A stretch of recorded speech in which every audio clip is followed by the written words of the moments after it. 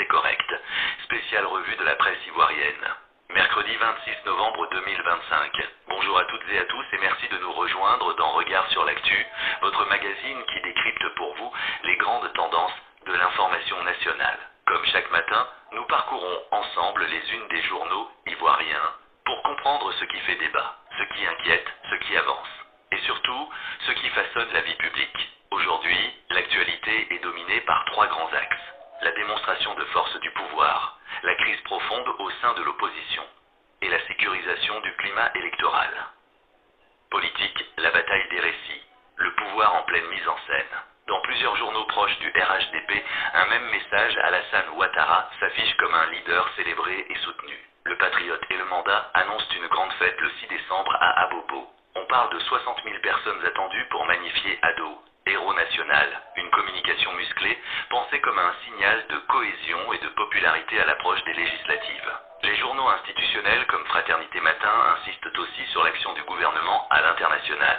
Renforcement du partenariat avec les Pays-Bas, discussion sur la coopération avec l'Europe, l'image projetée est celle d'un pays solide, fréquentable et engagé dans la diplomatie économique. Une opposition en pleine tempête. A l'inverse, les journaux d'opposition reviennent largement sur la crise qui traverse la galaxie Gbagbo. Les révélations de Blé Goudé sur sa rupture avec Laurent Gbagbo, les contre-attaques autour de Nadi Bamba, les suspensions à la tête de la Ligue des femmes, le PPACI apparaît fragmenté, secoué, presque ingouvernable médiatiquement. Les titres évoquent également l'agression de Damana Picasse en détention, renforçant l'impression d'un camp fragilisé et exposé. Du côté du PDCI, les journaux parlent davantage d'une lutte interne pour préserver l'unité, alors que la formation historique affronte ses propres contradictions à l'aube des législatives. 2. Sécurité et un climat sous haute surveillance. Les législatives approchent et la question de la sécurité revient en force. Liberté met en une de grandes manœuvres militaires à grand bassin blindé, troupes, déploiement. Objectif affiché, sécuriser le processus électoral. Mais certains observateurs y voient aussi un climat tendu. Un appel à la vigilance est la preuve que la période est sensible. Dans les rubriques faits divers, plusieurs journaux signalent des attaques dans la région d'Abidjan, des agressions en milieu carcéral et une montée de la délinquance urbaine. Des événements qui nuancent le discours de stabilité avancé par les autorités.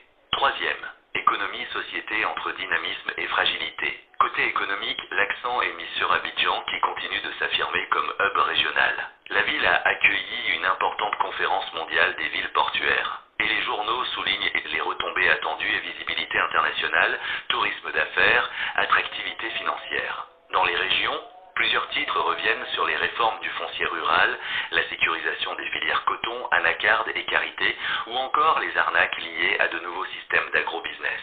Un mélange de progrès, de défis et parfois d'alerte. Sur le plan social, la ministre Mariatou Koné appelle au dialogue avec les inspecteurs et conseillers pédagogiques.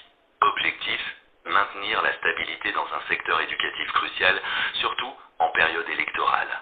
4. Justice culture, l'affaire de Bordeaux. Dans la rubrique judiciaire, l'artiste des Bordeaux Djedje fait la une de plusieurs journaux. Il a été condamné à 12 mois de prison avec sursis, assorti d'une amende. Une affaire qui a beaucoup fait réagir les fans et la scène culturelle. Conclusion, ce qu'il faut retenir. Au final, la revue de presse de ce mercredi dessine un pays traversé par deux dynamiques fortes. Un pouvoir sûr de lui, organisé, très présent dans l'espace médiatique, et une opposition affaiblie par ses divisions internes, au point de laisser la scène publique sans véritable contre-discours unifié. La sécurité demeure un enjeu majeur à l'approche des législatives, et l'économie avance par petites touches, en arrière-plan des tensions politiques. Merci de nous avoir suivis. On se retrouve demain, même heure, pour une nouvelle plongée au cœur de l'actualité nationale. Bonne journée à toutes et à tous.